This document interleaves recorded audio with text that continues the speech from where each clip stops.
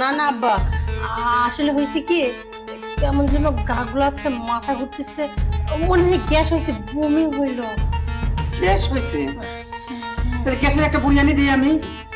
না না, আমি গ্যাসের ওষুধ খেয়েছি। তোমার কথা তো আমি বুঝতেই পারতেছি না, তোমার কি ঘটনা আমার কাছে বলে বলতো তো? আব্বা কিছু না, বাদ দাও তো। ওই যে বললাম না, সকাল থেকে আসলে কিছু খাইনি তো, তাই হয়তো গ্যাসের সমস্যা হয়েছে। কিছু না খালি যে গ্যাসের সমস্যা হবে এতদিন হলে না, আরে হঠাৎ করে তোমার এই গ্যাসের সমস্যা হলে না, তোমার ঘটনাটা কি আমাকে একটু খুলে কও, কারণ তোমার মাও আমি, বাপও আমি, সবই তোমার আমি। তো খুলে কও কি ঘটনা হবে? কোনো ঘটনা নেই, কোনো ঘটনা নেই। তোমার চেহারা দেখে আমি বুঝতেছি তুমি কিছু লুকাচ্ছ। আব্বা দেখো না, আমার স্কুলে দেরি হয়ে যাচ্ছে, আমি আসি। হ্যাঁ, আমি আসি। ব্যাপারটা ভালো মনে হচ্ছে না আমার কাছে। এইভাবে জিজ্ঞাসা করলেও ঠিক কথা বলবে না, শক্ত করে ধরা লাগবে। দেখি কি অবস্থা।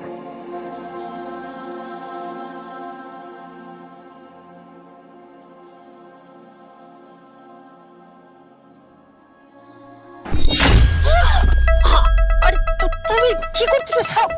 কই যাও? আরে স্কুলে যাচ্ছে, দেখতে পাচ্ছ না? ছাড়ো। শোনো, স্কুলে যাচ্ছে তো কি হচ্ছে? আমার সঙ্গে কথা বলে তারপরে তো যাবা। আরে বাবা, বাবা এমনি সন্দেহ করতেছে, আর তার মাঝখানে আচ্ছা ঠিক আছে, হাতটা ছেড়ে কথা বলি, আমার কথাটা শোনো। আরে দাঁড়াও দাঁড়াও, হাত ধরে রাখলে কি হয়? তোমার বাবা কি সন্দেহ করছে? হ্যাঁ, আরে তুমি বাবাকে এত ভয় পাও কেন? দেখো, আমি তোমাকে সব ঘটনা খুলে বলছি। আরে হাতটা হ্যাঁ বলো। এই যে আমি রাস্তার মাঝখানে যাচ্ছি, তুমি হুটহাট করে এইভাবে আমার টান দিলা। আসলে হয়েছে কি, আমার না শরীরটা আজ কয়েকদিন ধরে খারাপ, জানো তো। আজকে না আসার আগে বমি করছি, আর ওই মুহূর্তে বাবা পিছন থেকে চলে আসছে, আসার পর আমার জিজ্ঞাসা করতেছে হ্যাঁ আমার কি হয়েছে। হ্যাঁ, আমি আসলে বুঝতে পারছিলাম না কি বলবো। তখন তো বাবাকে মিথ্যা কথা বললাম যে আমার গ্যাস হয়েছে। বাবা আমার গ্যাসের ওষুধ খাওয়ার কথা বললো, আমি বললাম আমি খেয়েছি, কিন্তু আমি তো জানি আমার গ্যাসটা কিচ্ছু হয়নি, আমার আসলে অন্য কোনো সমস্যা হয়েছে। তারপর বাবা আমাকে অনেকবার জিজ্ঞাসা করলো যে সত্যি করে বল। আমার তো আসলে বলার মতো কোনো মুখই নেই। অবশেষে বাবার চোখ ফাঁকি দিয়ে স্কুলের নাম বলে তাড়াহুড়া করে স্কুলে যাচ্ছিলাম, আর মাঝখানে তুমি আমাকে হাত ধরে টেনে নিলা। এখন বাবা যদি আমার ফলো করে আর তারপর যদি দেখে যে তুমি এইভাবে আমার হাত ধরে টান দিচ্ছ, তাহলে বাবা সবকিছু বুঝতে পারবে। তোমার বাবা ফলো করে আমার কি করবে? তুমি আমার ব্যাপারে জানো না? এলাকার মধ্যে আমি একজন প্রভাবশালী, আমার উপরে কথা বলবে এমন লোক আছে? আমি জানি তোমার উপরে কথা বলার মতো কেউ নেই, কিন্তু আমার বিষয়টা ভাবো, তোমাকে কিছু না বলতে পারবে, আমাকে তো বলতে পারবে। আরে ওইটা আমার বাবা, আর আমি এমন একটা কাজ করছি, এটা জানার পর বাবা আমার আস্থ রাখবে। শোনো, তোমার যাই হোক এটা নিয়ে ভেবো না, সেটার ব্যবস্থা আমি করব। শোনো, একটা সত্য কথা বলবো, আমার এখন না কিছুই ভালো লাগতেছে না, আমাকে একটু সময় দিয়ে যাও না। মানে কি বলতেছো তুমি? আচ্ছা তোমার আমি কি বললাম? তোমার মাত্রই বললাম যে আমার শরীরটা ভালো নেই, আমি বমি করলাম, তুমি ব্যাপারটা বুঝতে পারছো না? আর তার মাঝখানে তুমি কিনা বলছো সময় দেওয়ার কথা। আরে বাবা, আমার যে শরীরের অবস্থা, বাবা যদি সন্দেহ না করতো তাহলে তো আমি বাড়ি থেকে বের হতাম না। এখন আমি সময় দিতে পারবো না। শোনো, চলো, তুমি আমাকে একটু সময় দিয়ে যাও, না করো না। আরে ছাড়ো তো, তার আগে একটা কথা বলো। এই যে আমি বমি করছি, আমার তো ঠিক নিজের সুবিধা মনে হচ্ছে না, মনে হচ্ছে কিছু একটা সমস্যা হয়েছে। আচ্ছা সত্যি যদি এরকম কোনো সমস্যা হয়, তুমি আমাকে বিয়ে করবে তো? আরে বিয়ে শাদী সেটা পরের কথা, চলো আগে সময় দিবে। আমি বললাম না এখন আমার শরীর ভালো লাগছে না, ছাড়ো। আরে আরে ছাড়ো চলো না, না। সব সময় বিরক্ত, ভালো লাগে না। যাও, সময় তোমাকে ঠিকই দিতে হবে, যাওয়ার সময় দিলে না, কিন্তু ফেরার পথে তখন তোমার কাছ থেকে আমি ঠিকই সময়টা আদায় করে নেব।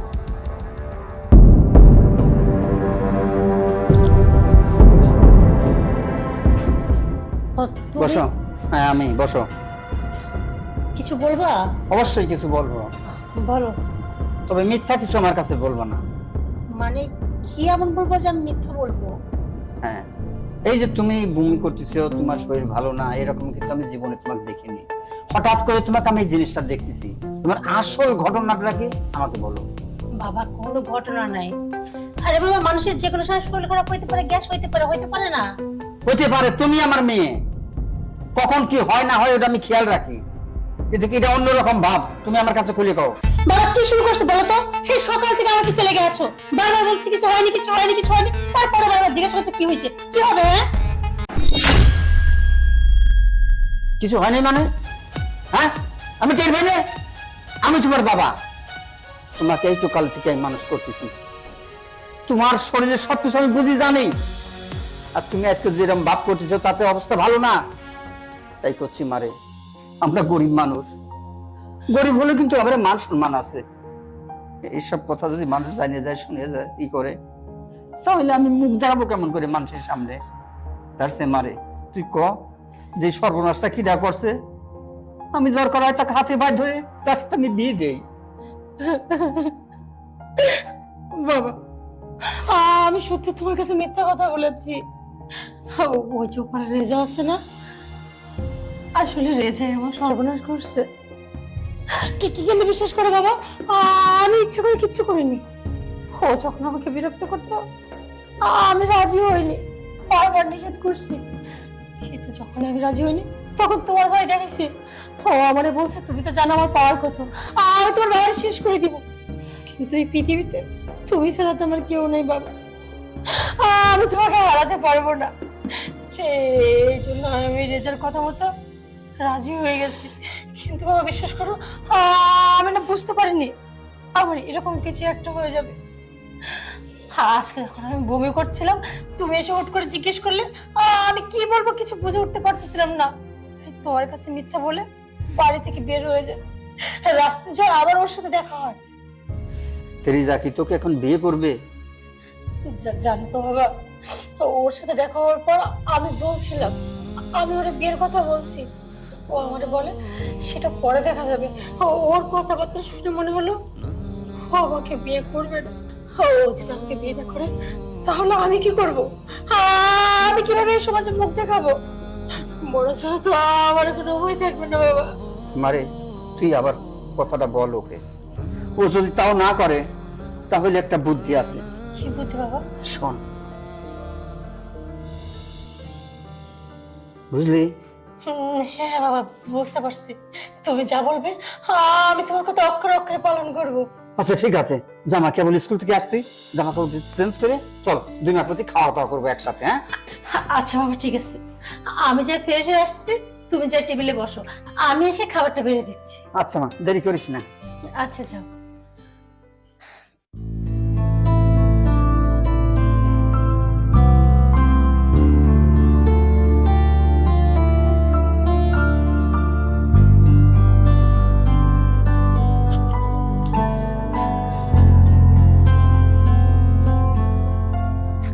কি ব্যাপার আজকে এত জরুরি তলব, তাও আবার বাসায়?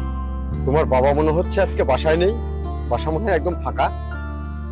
আচ্ছা তোমার কাছে কেন মনে হলো? না এই যে তুমি আমাকে বাসায় ডাকলে না, আজকে তাহলে সেই খেলা হবে একটা, জমবে ভালো। না কেন? তোমার সাথে আমার কিছু জরুরি কথা ছিল তাই বাসাতে ডাকছি। আচ্ছা ঠিক আছে, তোমার জরুরি কথাটাই বলো, পরে না হয় খেলাধুলা হবে।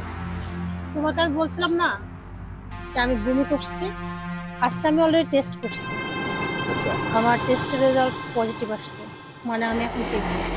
কে? তুমি প্রেগনেন্ট? হ্যাঁ কিন্তু অবাক হওয়ার কি আছে? এই কাজ করলো কে? মানেটা কি? তুমি কি বলতে চাচ্ছ কি? হ্যাঁ না এইটা তো হওয়ার কথা না। এই তোমার লজ্জা লাগে না? হ্যাঁ হো, যখন দিনের পর দিন তুমি আমার ব্ল্যাকমেল করছো, আমার হাত ধরে টেনে নিয়ে গেছো, তখন তোমার মনে হয়নি, এখন কি বলছো এটা তো হওয়ার ছিল না। আচ্ছা তুমি আর কারোর সঙ্গে মেলামেশা করোনি তো? চুপ, অনেক হয়েছে, আমি তোমার অনেক বদনাম সহ্য করছি। খবরদার আমার দিকে না কালের ছেড়ানোর একদম চেষ্টা করো না। দেখো প্লিজ, আমি তোমার সাথে ঝগড়া করার জন্য এখানে ডাকি, আমি একটা সমাধানের জন্য ডাকছি। আমি এখন প্রেগনেন্ট, এখন তুমি বলো আমাকে বিয়ে করবে কবে? আচ্ছা তুমি সমাধান চাচ্ছ তো, আমি সুন্দর সমাধান দিচ্ছি। বলো। তুমি কোনো রকমের টেনশন করবে না, আমি তোমাকে অ্যাবর্শন করিয়ে দেব। কি অ্যাবর্শন? আমি কেন অ্যাবর্শন করতে যাব? ও না না, এইটা কিছুতে আমি করব না। আচ্ছা ওই নিষ্পাপ শিশুটার কি দোষ? ওর তো কোনো দোষ নেই, সেটা তোমার আগে খেয়াল ছিল না? তুমি যদি আমাকে বিয়ে না করতে পারবা, তাহলে কেন দিনের পর দিন কেন আমার ব্ল্যাকমেল করছিল, কেন আমার জোর করছিল? খেয়াল ছিল না? না, ঠিকই আছে, তোমাকে আমার ভালো লাগতো, তুমিও তো আমাকে শেষ পর্যন্ত ভালোবাসলে। আমি তো তোমাকে ভালোবাসি, আমি তো অস্বীকার করছি না। আর আমি ভালোবাসার জন্য এই সন্তানটাকে রাখতে চাচ্ছি। আমি আমার সন্তান এবং আমার স্বীকৃতি চাই। এটা সম্ভব না, এই সন্তানের দায়ভার আমি নিতে পারবো না। তোমাকে নিতে হবে। দেখো সূচনা, তোমাকে কিন্তু আমি বারবার বলছি, আমার পক্ষে এটা সম্ভব না। কেন সম্ভব না? আমার এলাকায় একটা মান সম্মান আছে। এই কুত্তার বাচ্চা, তোর কিসের মান সম্মান? এই তোর কিসের মান সম্মান? তোর মান সম্মান আছে, আমার মান সম্মান নেই? আমরা মানুষ না? ও মানুষ বলে মনে করো না আমারে, না? আমরা মানুষ। এই চাচা, গলাটা নামিয়ে কথা বলেন। আমাকে চেনেন না? হ্যাঁ, কলজেটা ধরে টান দিয়ে ছিঁড়ে বাটির মধ্যে রেখে দেবো। এই এলাকার ভিতরে এমন কোন লোক আছে আমার উপর দিয়ে কথা বলে? আপনি কথা বলছেন, হিসাব করছেন না? এই চুপ! তুই কার সামনে দাঁড়িয়ে কথা বলছিস? তুই জানিস না কিছুদিন আগেই তোর পোলাপানদের তুই পাইছি? তোকে তো চাচা বলে ছেড়ে দিছিলাম, কিন্তু আজকে যদি এই মেয়েটাকে তুই বিয়ে না করিস, তাহলে তোর বাড়ির যাওয়ার মতো এই দুইটা পা আর তোর সাথে থাকবে না। এই চুপ! এই আর কত? হ্যাঁ, পাওয়ার পাওয়ার পাওয়ার পাওয়ার ছাড়া এই সমাজে কিচ্ছু নেই। আচ্ছা, একটা মানুষের মধ্যে ন্যূনতম তো মনুষ্যত্ব বোধ থাকা উচিত। সমাজে কি পাওয়ারটাই সব? মানুষের কোনো মূল্যায়ন নেই? বাহ, একজন পাওয়ার দেখাচ্ছে আর একজন পাওয়ার দেখাচ্ছে। আচ্ছা বলি কি, এই পাওয়ারের মাঝখানে নিষ্পাপ যে শিশুটা, তার কি দোষ? সে কি করছে? পাওয়ার দেখাচ্ছ না? আচ্ছা একটা কথা বলো তো, তুমি যে নিজেকে অনেক পাওয়ারওয়ালা মনে করছো, তোমার চাই তো বড় পাওয়ারওয়ালা কেউ না কেউ এই পৃথিবীতে আছে, আছে না? আজকে যদি তোমার সন্তানের সাথে এরকম কিছু হয়, সেও যদি তোমাকে ব্ল্যাকমেল করে, তোমার সন্তানের সাথে যদি অবৈধ কোনো সম্পর্ক করে, তারপর যদি তোমার সন্তান যদি প্রেগনেন্ট হয়, তাহলে তুমি কি করতে? তাহলে কি তুমি সেম কথাটাই বলতা তোমার সন্তানকে যে হ্যাঁ সে অ্যাবর্শন করে ফেলা? নাকি? আমি গরিব মানুষ, আমার বাবা খুব ভালো মানুষ। ছোটবেলা থেকে মা মারা যাওয়ার পর থেকে বাবাই আমাকে কোলে পিঠে করে মানুষ করছে। মায়ের অভাব কখনো বুঝতে দেয়নি। আমার পৃথিবীতে বাবা বলতে বাবাই আমার সব ছিল। যখন কাছে তুমি আমারে প্রস্তাব দিছিল, আমি না বলছিলাম। দিনের পর দিন আমি ফিরাই দিছি। কিন্তু যেদিন আমার এই বাবাটাকে নিয়ে ব্ল্যাকমেল করা হলো, বললো আমার এই বাবাকে পৃথিবী থেকে সরাই দিবে, ওই দিন আমি চিন্তা করেছিলাম বাবা যদি চলে যায়, আমি নিঃস্ব হয়ে যাব। শুধুমাত্র বাবার ভয়ে আমি রাজি হয়ে যাই। আর আজকে যখন আমি তোমার ভুলের জন্য তোমার সন্তানের মা হতে যাচ্ছি, তখন তুমি কি সুন্দরভাবে আমারে বলছো অ্যাবর্শন করে দাও। আচ্ছা, নিষিদ্ধ পল্লীতে তো শুনেছো অনেক মানুষ আছে। এতই যদি শারীরিক চাহিদার দরকার ছিল, ওখানে গেলেই তো পারতা। আমার থেকে কেন হাত বাড়ানো দরকার ছিল? যদি আমার প্রতি বিন্দু পরিমাণ ভালোবাসা ভালো লাগা নাই থাকতো, তাহলে কেন এত দরকার ছিল? 500,000 টাকা দিলে হাজার হাজার মেয়ে পাওয়া যায়। আমার জীবনটা নষ্ট করার তো কোনো দরকার ছিল না। আজকে যদি তুমি আমার বিয়ে না করো, কি হবে? এই যে সমাজের সবাই সিসি করবে। না পারবো নিজের সন্তানকে শেষ করতে, অবশেষে নিজের মৃত্যু ছাড়া আর কিচ্ছু করার থাকবে। আর আমার ওই যে বাবা, আমার ওই নিরীহ বাবাটা এই সমাজে মুখ দেখাতে পারবে। অথচ এই সমাজে তোমাদের মতো টাকাওয়ালা মানুষ যাদের পাওয়ার আছে, তারা দিনের পর দিন অন্যায় করবে, গরিবদের উপর অত্যাচার করবে, তাদেরকে ভোগ করবে, তবুও তারা দিন শেষে জিতে যাবে। আর যারা অন্যায় করবে না, তারা এই পৃথিবী থেকে নিঃশব্দে চলে যাবে। এটাই কি পাওয়ার? এটাই কি ক্ষমতা? ছি! মারে, তুই জানিস না এইসব কুত্তার বাচ্চার জন্যই আজ নিঃস্ব পল্লীতে এত মেয়েরা আমদানি হচ্ছে। কুত্তার বাচ্চারা নিষ্পাপ মেয়েদের লুসলায় ফুসলায় ভয় দেখায়, তাদেরকে কিছুদিন ব্যবহার করে তাদের পাঠাচ্ছে নিষিদ্ধ পল্লীতে। এরা মানুষ না, এরা মানুষ নামে জানোয়ার। এদেরকে মানুষ বলা যায় না। কাকা, আপনি ঠিকই বলেছেন, এরা মানুষ না। আজকে যদি ও বিয়ে না করে, তাহলে এখান থেকে ওর লাশ যাবে, ও এখান থেকে যাইতে পারবে না। ঠিক কইছিস বেটা, তোর দরকার খুন করব আমি। জীবনে যেটা চিন্তা করিনি, আজ আমার মেয়ের জন্য আমি তাই করব। হ্যাঁ, আপনি ঠিকই বলেছেন। আপনি আমাকে খুন করে ফেলুন, কারণ আমি যে অন্যায়টা করেছি এটা খুনের চেয়ে তো ভয়ঙ্কর অন্যায়। 5 বার খুন করলেও এই অন্যায় উঠে আসবে না, কারণ আমরা সমাজের বুকে যারা প্রতিনিধিত্ব করি, যারা সমাজের বুকে মাথা উঁচু করে ঘুরি, যারা অর্থশালী শক্তিশালী, তাদের দ্বারা এই অন্যায়গুলো হয়। যে অন্যায়টা আপনার মেয়ের সঙ্গে আমার হয়েছে, আসলে আমি চেয়েছিলাম ওকে ব্যবহার করতে, কিন্তু ওকে ব্যবহার করতে গিয়ে ওর যে বর্তমানে অবস্থা, ওর যে পরিস্থিতি, আমি যদি ওকে বিয়ে না করি তাহলে ওর মৃত্যু ছাড়া আর কোনো রাস্তা থাকবে না। আপনি বললেন না যে আমাদের মতো মানুষদের কারণে নিষিদ্ধ পল্লী ভরেছে, ঠিক তাই। আমরা টাকার গৌরব দেখাই, শক্তি দেখাই, মেয়েদের সঙ্গে খারাপ আচরণ করি, লাস্টে তারা উপায়ন্তর না দেখে তারা নিষিদ্ধ পল্লীতে ভর্তি হতে বাধ্য হয়। আমরা শুধু তাদেরকে ছিছি করি, কিন্তু আমরা যারা সমাজ প্রতিনিধিরা তাদেরকে যখন নিষিদ্ধ পল্লীতে পাঠাই, আমাদেরকে সবাই বাহাবা দেয়, আমাদের কিন্তু ছিছি করে না। যত দোষ নন্দ ঘোষ একটা কথা আছে না, ওদের বেলায় ঠিক তাই। কিন্তু আমি এখন কি করব? আমার বাড়িতে আমার স্ত্রী আছে, আমার সন্তান আছে, তারাই বা কি করবে? আমি এই মেয়েটাকে বিয়ে করলে বা কি হয়, বিয়ে না করলে বা কি হয়?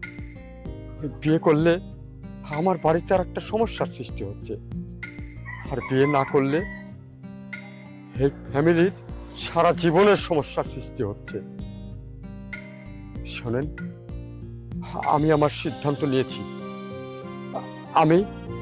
আমি যে অন্যায় করেছি, এই মেয়েটাকে ছেড়ে আমি যেতে পারবো না। আর যে পশু আমার ভিতরে এতদিন লাড়াচাড়া করছিল, সেই পশুটাকে আপনারা হত্যা করে দিয়েছেন। তখন আমার বিবেক খুলেছে, আমার বিবেক এই মেয়ের প্রতি থাকবে। আমি না পারবো তাকে ভুলতে, না পারবো তাকে পাইতে। তাই বলে কি আপনারা আমার বিয়ের ব্যবস্থা করুন। আমি ওকে স্ত্রীর মর্যাদা দিয়ে আমি ঘরে তুলে নেব। না পারবো ওকে ভুলতে, না পারবো ওকে ছেড়ে থাকতে। আমি ওকে সত্যিকারে ভালোবাসি। আমার ভিতরের মনুষ্যত্ব যখন ফিরে এসেছে, আমি আপনাকে কথা দিচ্ছি, আপনারা বিয়ের ব্যবস্থা করুন। আমি ওকে বিয়ে করে আমি স্ত্রীর মর্যাদা দিয়ে ওকে আমি ঘরে নিয়ে যাব। আমি আমার নিজের পাপের প্রায়শ্চিত্ত আমি নিজেই করব। আমি ওকে ছাড়া থাকতে পারবো না, কারণ আমি ভুল করেছি। ভুলের খেসারত আমি দেব।